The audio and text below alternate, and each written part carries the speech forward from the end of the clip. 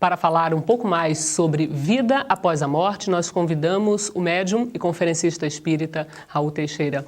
Raul, morremos e a partir daí? Estamos num longo e profundo sono ou há alguma vida após essa morte? Não, Cláudia, a morte, ao contrário do que muita gente pensa, é a continuidade da vida. Aliás, é a própria essência da vida. Se não houver morte, a gente não tem noção de vida. A morte e vida são questões de contrastes. Do mesmo modo que nós falamos em noite e dia, em alto e baixo, em claro e escuro, nós falamos em morte e vida. Mas, em verdade, o que existe é vida no corpo físico e fora do corpo físico.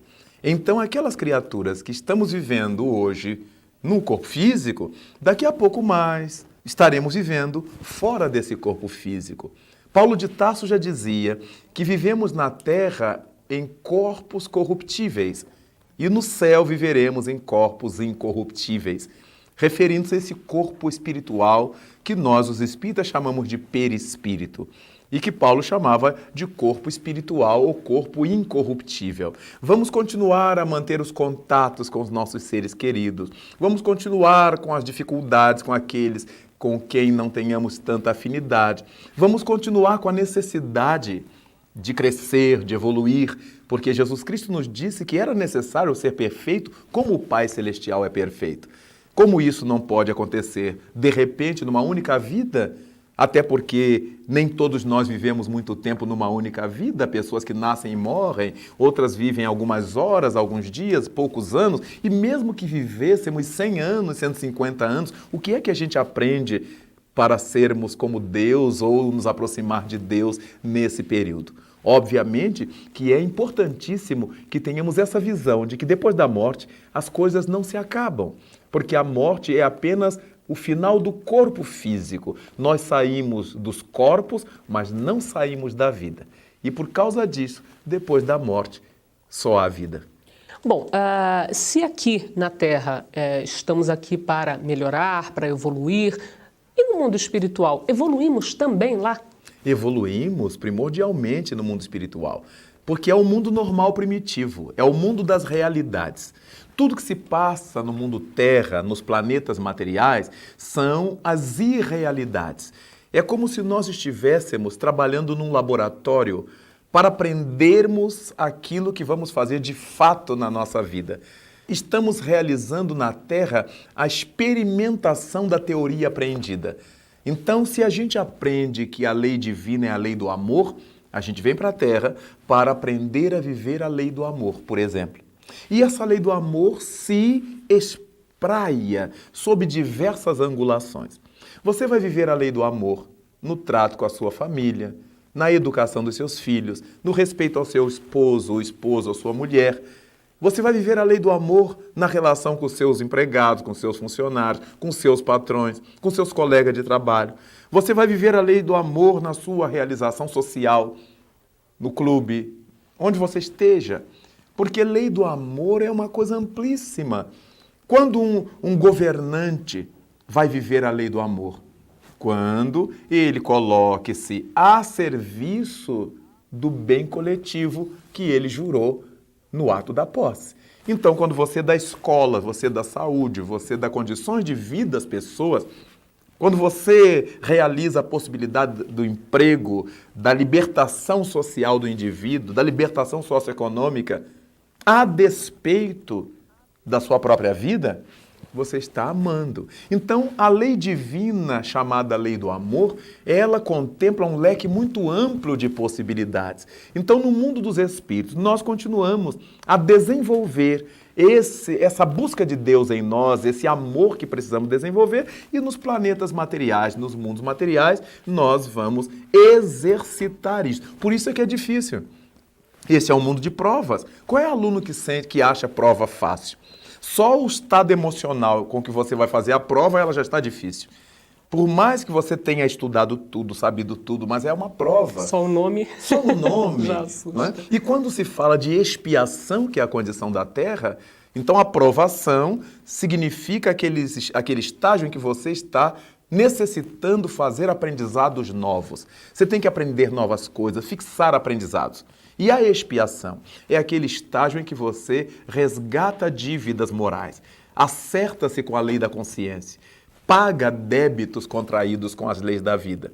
Então, a expiação é que nos leva a sofrer, a resgatar, a enfrentar essas lutas morais, mas a provação é que faz com que a gente, ao aprender determinada coisa, seja testado nesse aprendizado feito.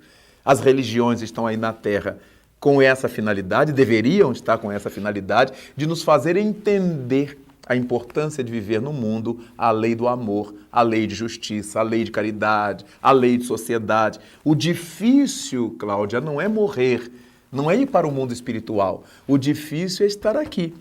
Como para qualquer aluno, o difícil não é estar na sua casa, com seu pai, sua mãe, seus irmãos, onde ele põe os pés para cima, fica à vontade. O difícil é viver no meio dos outros, obedecendo regras, sabendo que ele não pode fazer tudo que ele quer, mas tem que fazer tudo que ele deve. As pessoas à sua volta cobram seu respeito, cobram seu enquadramento. Então essa é a vida no mundo. Nós estamos numa escola. Estamos exatamente aprendendo a crescer para Deus, a nos libertar como seres espirituais desencarnados ou como seres espirituais encarnados. Raul, depois que morremos, encontramos ou reencontramos os nossos amigos, os nossos parentes, as pessoas queridas de imediato e também nossos inimigos ou pouco amigos? Indubitavelmente. Imediato? De imediato, não, mas a gente vai encontrando. É como você chegar de uma grande viagem. Você, a princípio, encontra aqueles que estão lhe esperando no aeroporto, no porto, na estação, mas depois, com o dia a dia, você encontra aquele na rua, você encontra aquele ali, alguém lhe chama por telefone, não é? Você vai à feira, vai ao mercado, vai aqui, vai encontrando as pessoas. Quando nós chegamos no mundo espiritual, ocorre a mesmíssima coisa. Há aqueles que vão nos esperar no pórtico da vida espiritual. Aqueles que sabiam que nós iríamos desencarnar e que foram fazer a comissão de frente, a comissão de recepção para nos receber. E aí nós somos levados para esse estado de repouso, que a gente precisa muitas vezes, a gente sai do corpo lúcidos, ativos, e depois é que relaxa. Muitas vezes a gente sai do corpo e não tem a noção de que desencarnou. Mas quando nos deparamos com aquela turma toda na estação nos esperando e a gente sabe que já eram parentes mortos, a ficha vai caindo, como a gente diz popularmente. Nós vamos nos assenhoreando da realidade. E esses nossos seres queridos vão tratando de pouco a pouco nos informar, nos confirmar que nós já não fazemos parte da vida corporal. Mas há situações em que nós desencarnamos completamente anestesiados. Entramos no mundo espiritual completamente sem memória de nada, como se estivéssemos num estado de coma. E só despertamos depois de muito tempo. E aí nos deparamos com seres queridos à nossa volta ou com seres pouco amados à nossa volta. Alguns que nos bendizem, alguns que nos fazem cobranças. Alguns que nos recebem bem e outros que nos hostilizam. Isso em função da nossa sementeira deixada no mundo. Há intrigas no mundo espiritual? Muitas intrigas no mundo espiritual. Porque uma coisa interessante é que nós não somos o corpo. Nós somos o ser espiritual e usamos um corpo para habitar os planetas materiais. Um corpo físico. E no mundo dos espíritos nós viveremos num corpo energético, num corpo fluídico, como a gente queira chamar. Num corpo espiritual. Mas aquela criatura que tem por costume fazer intrigas, fazer o tititi, elas continuam fazendo isto. É por isso que muitas entidades da sombra se aproveitam de encarnados invigilantes e começam a pôr-lhes na mente intrigas contra terceiros. E de repente, você não sabe por quê, começa a desconfiar mal de alguém. Dentro de você, aquilo é uma realidade. Como se tivesse nascido de você aquela certeza, quando ela está sendo recalcada, induzida, inspirada por entidades intrigantes, entidades fofoqueiras, diríamos assim.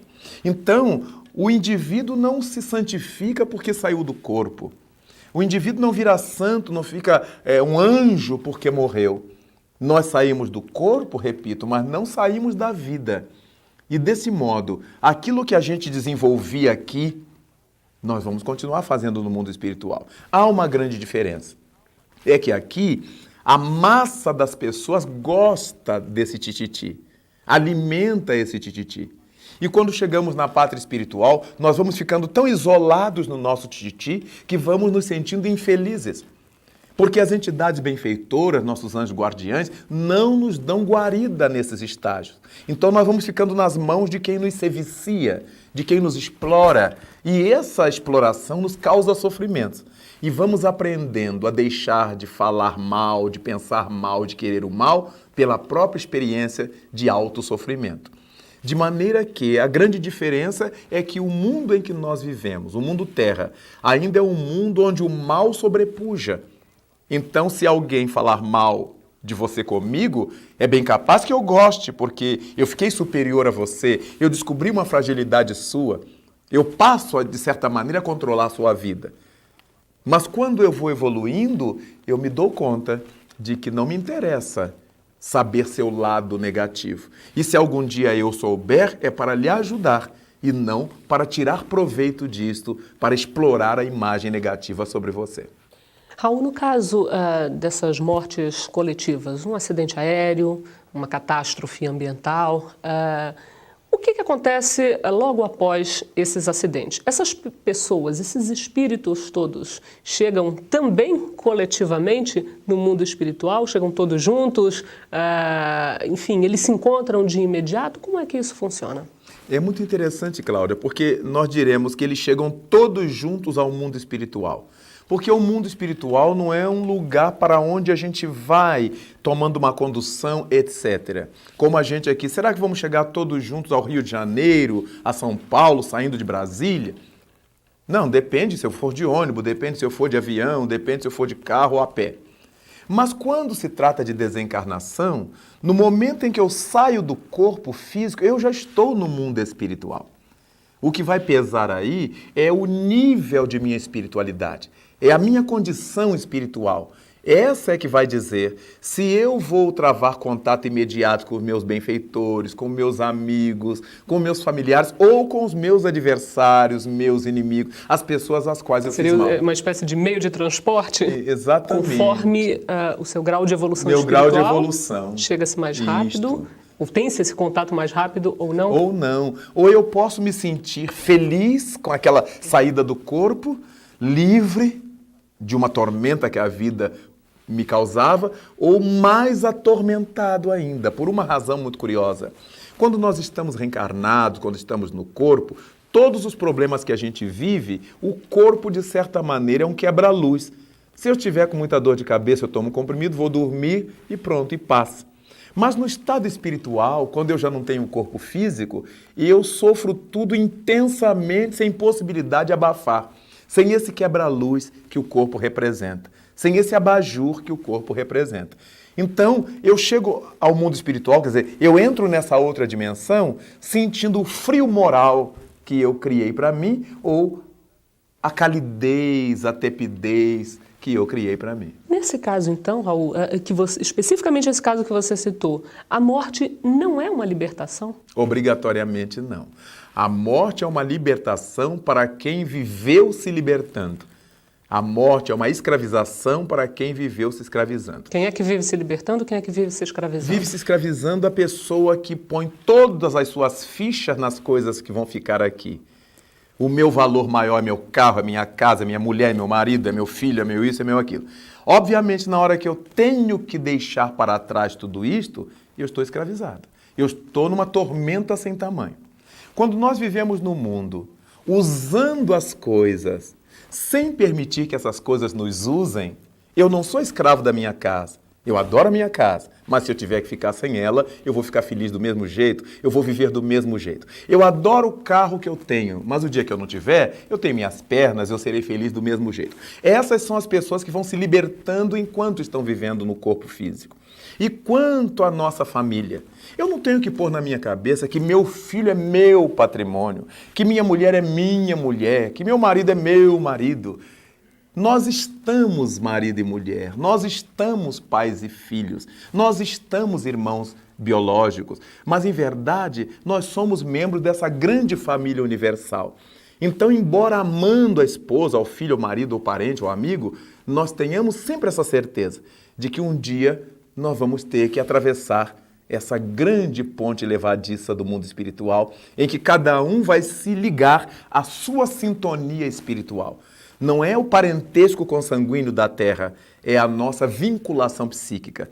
Se eu, filho de uma mãe santa, for uma alma atormentada, eu vou ter que me vincular a almas atormentadas. É a lei de justiça que a divindade criou. De modo que a gente vai vivendo no mundo sabendo que ninguém é de ninguém, como diz a música popular. E a partir disto aí, nós aprendemos a amar as pessoas sem desejar possuir as pessoas, sem desejar ser donos das pessoas. E isso nos liberta fundamentalmente. Raul, muito obrigada por mais essa entrevista.